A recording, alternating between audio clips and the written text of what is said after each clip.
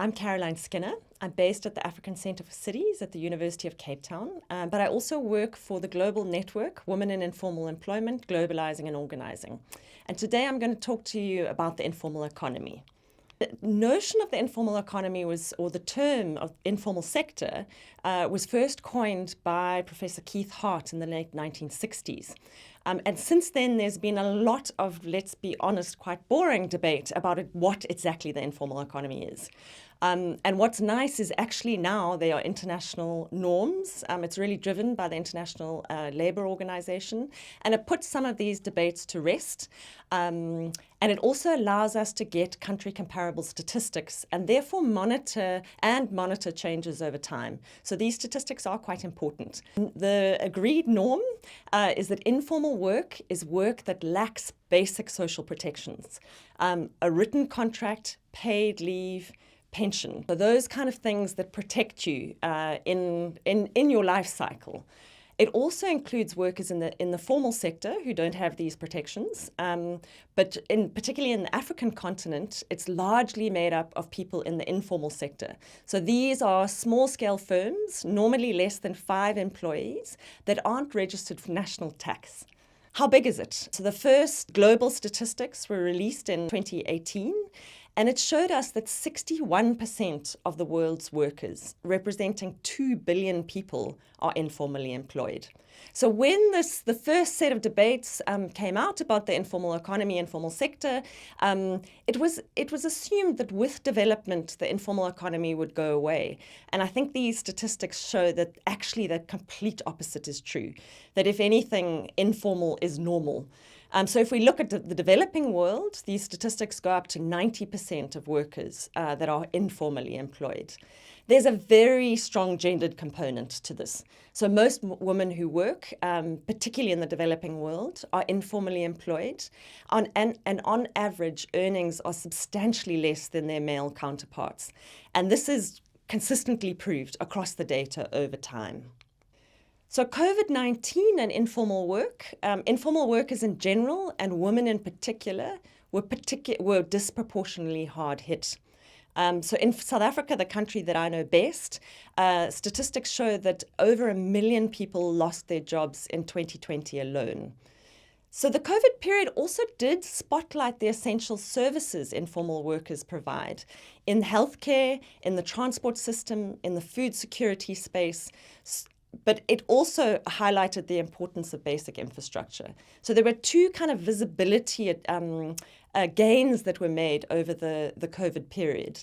South Africa's informal economy, interestingly, is smaller than almost all of our developing country counterparts, around 30% of non-agricultural employment. There's a lot of reasons for this, our apartheid history, our very strong formal economy. Like elsewhere on the continent, it contains a wide range of activities. Street and market trading, waste recycling, small-scale manufacturing. And I think for me, what's most important is that each of these activities have different links into the formal economy and different spatial needs. So this course is looking at urban interventions, the art of the possible in urban space. And for informal workers, this issue about where they're fitting into value chains, and particularly what their spatial needs might be, is really critical. So Durban, for a long period, the East Coast city of Durban in South Africa was seen as a good practice, which is why we're telling you about it today. There are a few factors. First, there has been a citywide informal economy policy, and this is critical for a coherent vision and a coordinated approach across departments.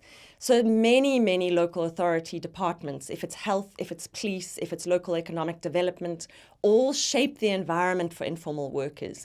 And all of those departments having a common vision that they're working towards is very important if you want to secure a developmental approach. There have been quite substantial monies allocated to slum upgrading in the post-apartheid period. And I think a critical thing here is to remember that people's homes are also their workplaces. So slum upgrading is not just about provisioning for people's reproductive work, it's also for their productive work.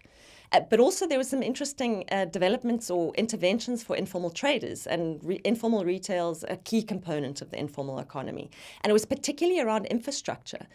It also was about the city allocating land for informal activities. So land is this key lever that can open up opportunities for informal workers. So just honing in on the role of infrastructure in supporting livelihoods, I want you to meet Madlamini, who's portrayed in this picture. She's a traditional medicine trader who operated in the inner city of Durban. Over a 30-year period, she reflected how she had first worked under the apartheid era with constant fear of confiscations.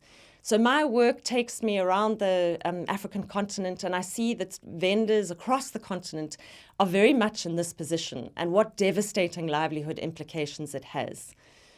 In Madlamini's case, she was then allowed to operate, but with no facilities. She moved into market trading and finally into this small kiosk that you can see in the picture.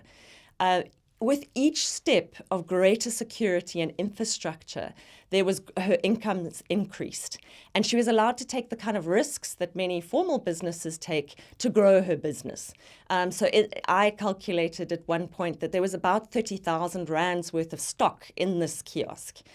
So it just allows for economic development. So why are we focusing on Durban is that they have had this they've really charted an interesting course about how you do infrastructure management and design. So for over a 3-decade period, there's a group of officials, so they were once first in the council and then set up a small NGO, have walked alongside informal traders. And they're going to give us a few kind of key principles and lessons that they've learned. I think in this space, context is king. So it is about thinking through what some of those principles would be and what works and what doesn't in your contexts.